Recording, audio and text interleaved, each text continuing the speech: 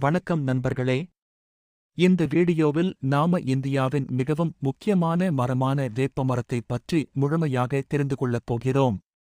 வேப்பமரம் அல்லது நீம் ட்ரீ என்று அழைக்கப்படும் இந்த மரம் இயற்கையின் முழு மருத்துவ சக்தியைப் பெற்ற மரமாக கருதப்படுகிறது.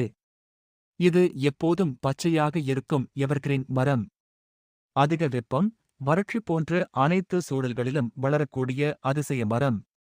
இப்போ வேப்பமரத்தின் அனைத்து பகுதிகளையும் பார்த்து பயன்களை தெரிந்து கொள்வோம். முதல், வேப்ப இலை. இது இரத்தத்தை சுத்தமாக்கும் சக்தி கொண்டது. முகப்பரு, சொறி, பூஞ்சை நோய் போன்ற சரும பிரச்சினைகளுக்கு வேப்ப இலை ஒரு இயற்கை மருந்து. அடுத்து வேப்பப்பூ. சிறிய வெள்ளை நிற பூ. இதற்கு பித்தத்தை குறைக்கும் தன்மை உள்ளது. தமிழ் புத்தாண்டு உணவில் வேப்பப்பூ சேர்க்கப்படுவது ஒரு பாரம்பரிய வழக்கம். வேப்பம் பழம் மற்றும் விதை. இவற்றிலிருந்து தயாரிக்கப்படும் வேப்பெண்ணெய் கிருமி எதிர்ப்பு சக்தி கொண்டது.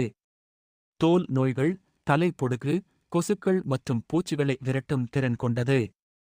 வேப்பத்தின் பட்டை. இது வயிற்றுக் கோளாறுகள், ஜலதோஷம், காய்ச்சல் போன்றவற்றுக்கு மருந்தாக பயன்படுகிறது. வேப்பத்தின் தண்டு மற்றும் கிளைகள். வேப்பத்தண்டு பல் துலக்க பயன்படுத்தப்படுகிறது. இது பல் நோய்களை தவிர்க்க உதவுகிறது.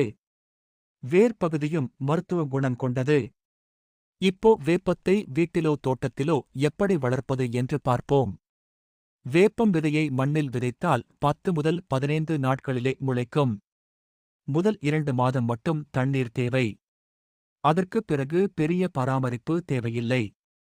பூரண வெயிலில் மிக விரைவாக வளரக்கூடிய மரம் இது.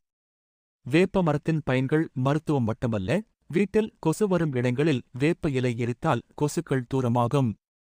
விவசாயத்தில் வேப்பச்சாறு ஒரு சக்தி வாய்ந்த இயற்கை பூச்சி மருந்து. தமிழ் கலாச்சாரத்தில் வேப்ப மரம் ஒரு புனித மரமாக கருதப்படுகிறது. வீட்டின் முன் வேப்ப இலை வைத்தால் தீங்கு அண்டாது என்ற நம்பிக்கை உண்டு.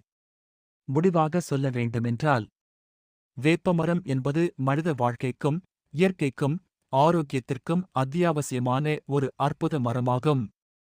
நன்றி நண்பர்களே. வீடியோ பிடித்திருந்தால் லைக் பண்ணுங்க, ஷேர் பண்ணுங்க, சப்ஸ்கிரைப் பண்ணுங்க.